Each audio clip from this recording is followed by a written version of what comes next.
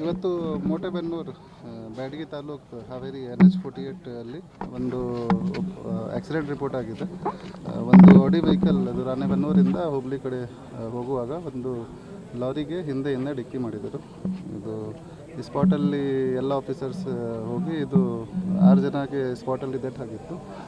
ಬಾಡಿಗೆ ಮಾರ್ಚುರಿಯಲ್ಲಿ ಶಿಫ್ಟ್ ಮಾಡಿದರು ಮತ್ತು 2 ಜನ ಇದು ಹಾಸ್ಪಿಟಲಲ್ಲಿ ಟ್ರೀಟ್ಮೆಂಟ್ ತಗೊಳ್ತಾರೆ.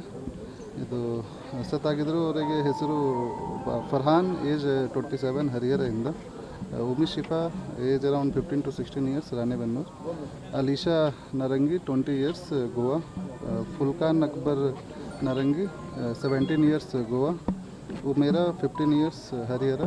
ಮತ್ತು ಇನ್ನೊಬ್ಬ ಡೆತ್ ಬಾಡಿಗೆ ಐಡೆಂಟಿಫಿಕೇಷನ್ ಇನ್ನು ಬಾಕಿ ಇದೆ. 2 ಜನ ಮೆಹಕ್ ಫ್ರಮ್ ಗೋವಾ 18 years ಮತ್ತು ತಶ್ಕೀನ್ ಹರಿಹರ 21 years ಈಗ ಹಾಸ್ಪಿಟಲಲ್ಲಿ ಟ್ರೀಟ್ಮೆಂಟ್ ತಗೊಳ್ತಾ ಇದ್ದಾರೆ.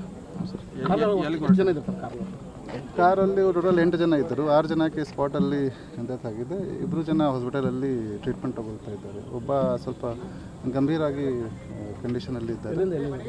ಇವರು ರಾಣೆಬೆನ್ನೂರಿಂದ ಒಂದು ಫ್ಯಾಮ್ಲಿ, ಇದು 3-4 ಫ್ಯಾಮ್ಲಿ, ಎಲ್ಲ ಜನ ರಿಲೇಟಿವ್ ಇದ್ದರು.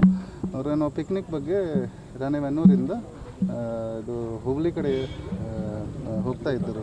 ಅಲ್ಲಿ 3-4 ಕಡೆಯಿಂದ ಇವು ಎಲ್ಲ ಸಂಬಂಧಿಕರು ಬಂದಿದ್ದರು. ಕೆಲವು ಜನ ಗೋವಾದಿಂದ, ಕೆಲವು ಜನ ಹರಿಹರದಿಂದ, ಕೆಲವು ಜನ ರಾಣೆಬೆನ್ನೂರು ಅಲ್ಲಿದ್ದರು. ಒಂದು ಬಸ್ ಮತ್ತು ಒಂದು ಕಾರಲ್ಲಿ ಹೋಗ್ತಾ ಇದ್ದರು. ಬಸ್ ಮುಂದೆ ಇತ್ತು, ಈ ಆಡಿ ವೆಹಿಕಲ್ ಇದು ಹಿಂದೆಯಿಂದ ಬರ್ತಾ ಇದ್ದರು. ಸ್ವಲ್ಪ ಓವರ್ ಸ್ಪೀಡಿಂಗಲ್ಲಿ ಇದ್ದರು. ಲಾರಿಗೆ ಓವರ್ಟೇಕ್ ಮಾಡೋಕ್ಕೆ ಸಮಯ ಇದು ಆಕ್ಸಿಡೆಂಟ್ ಆಯಿತು.